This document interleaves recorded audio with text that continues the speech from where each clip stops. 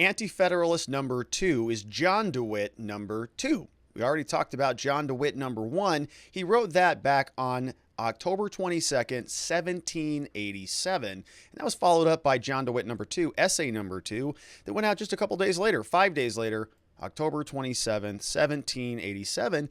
And he's making the same point that he talked about in essay number 1. Slow down, my fellow citizens. You've got a lot of pressure here to go and adopt this new constitution that these bureaucrats came up with down at the Constitutional Convention. And I know they want you to pass and ratify this thing, but slow down. Let's think this through. He writes, to the free citizens of the Commonwealth of Massachusetts, he says, in my last address upon the proceedings of the Federal Convention, I endeavored to convince you of the importance of the subject, that it required a cool, dispassionate examination and a thorough investigation previous to its adoption, and that this is not a mere revision, an amendment of our first confederation, but this is a complete system for future government of the United States. And I may now add in preference to and in exclusion of all others heretofore adopted, it is not temporary, but in its nature, perpetual. Saying, my citizens, my fellow citizens, this is a big deal. We have to abandon all of our current forms of government and create an entirely new system. And it's not just something that's going to be a temporary fix. We are going to be living with this indefinitely. He says the proceedings of the convention that they came up with, they're now handed to you by your legislature in your states. And the second Wednesday in January is appointed for your final answer.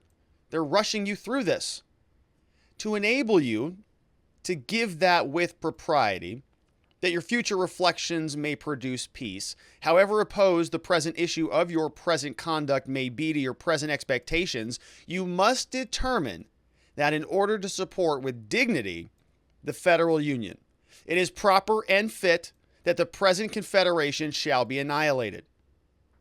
Saying that if you need to be considered a decent person in this country, you're going to get on board with this decision. That the future Congress of the United States shall be armed with the power of legislation, judgment, and execution. That annual elections in this Congress shall not be known, and the most powerful body, the Senate, in which due proportion of representation is not preserved, and in which the smallest state has equal weight with the largest. You are going to have to live with these conditions. The current rules are gone if you sign on to this. The big states are going to have equal weight with the small states in the Senate. Your local governments are going to be displaced by a legislative, judgmental, a judiciary, and an executive branch that are going to be in total control. The Confederation will be gone.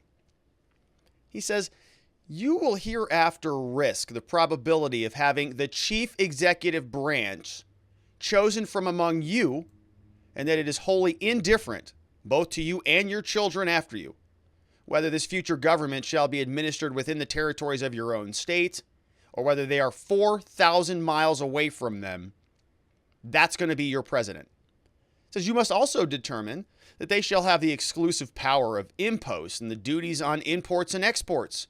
You don't get to make those decisions anymore. A federal government does. He says the power of laying excises and other duties, taxes, additional power of laying internal taxes on your lands, your goods, your chattels, as well as your persons at their sovereign pleasure. Whenever they want to pass a tax, they'll do it, and they can touch everything in your life. That the produce of these several funds shall be appropriated for the use of the United States, not for you, for them, and collected by their own officers, like the IRS, armed with a military force. We have many of them. If civil aid should not prove sufficient, they will then organize, arm, and discipline the militia. They take control of that functionality. You are wanting to give that up? He says you may still even go further. And you may give this new Congress, this new federal government, powers that you have thought proper to withhold from your own government. You didn't even give this power to your state. Now you're going to give it to the feds? He says all these and more, which are contained in the proceedings of the Federal Convention that they're asking you to ratify. He says, you know what? They may be proper and necessary. We may actually need them. He says, in this overturn of all individual governments, though, in this new fashioned set of ideas, in this total dereliction of those sentiments which animated us in the first place back in 1775, the political salvation of the United States may be very deeply interested, but be cautious. John Dewitt is cautioning his fellow citizens. Back in 1775, we were rallying together in opposition to a gigantic bureaucratic government that didn't represent the people. And now we're talking about creating our own. And we're going to give them total and complete control of everything. More control than we were even willing to give to our own local governments. Think about it. John Dewitt, number 2. I'll see you tomorrow.